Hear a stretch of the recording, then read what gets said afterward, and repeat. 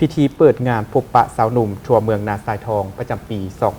2025โดยจัดให้มี 6 กิจกรรมหลักให้น้องสาวหนุ่มได้เฮ็ดร่วมกันตื่มอีก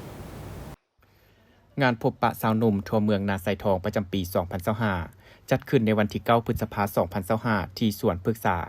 โดยการเป็นประธานร่วมของทานบุญสู่พระวิเศษรองเลขาพรรคเมืองผู้ชี้นำเวียกงานพรรคพนักงานองค์การจัดตั้งมหาชนท่านคุณไซมณีวงศ์คณะบริหารงานสาวหนุ่มนครหลวงวิจันทร์เลขาคณะบริหารงานสาวหนุ่มทั่วเมืองนาทรายทองท่านศิริวัลย์เหรียญวิไลศักดิ์รองเลขาคณะบริหารงานสาวหนุ่มนครหลวงวิจันทร์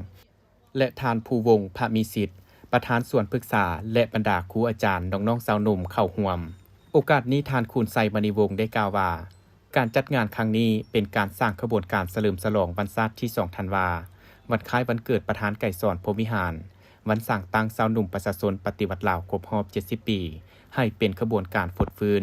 พิเศษแม่นเป็นการสร้างขบวนการสมเสยผลสำเร็จของประชุมใหญ่ครั้งที่10ของผู้แทนสาวหนุ่มทั่วเมืองนาทรายทอง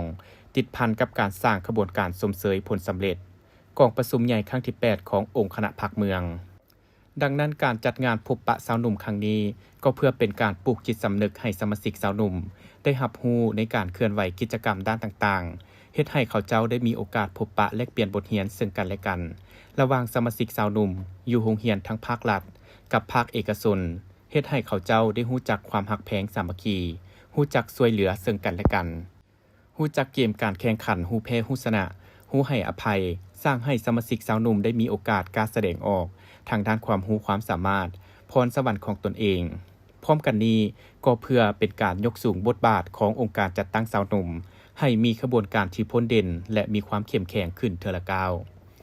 งานพบปะสาวหนุ่มในครั้งนี้มีกิจกรรมเข้าร่วมแสดงและแข่งขันทั้งหมด6กิจกรรมคือ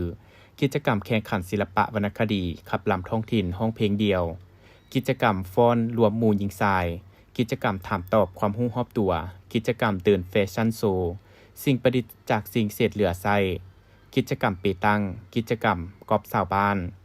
พร้อมนี้ในตอนท้ายของพิธียังได้มีการโอ้ลมจากทานบุญสู่พระวิเศษและการมอบภาพการสนับสนุนต่างๆแก่งานและดำเนินบรรดากิจกรรมต่างๆเดิมอีก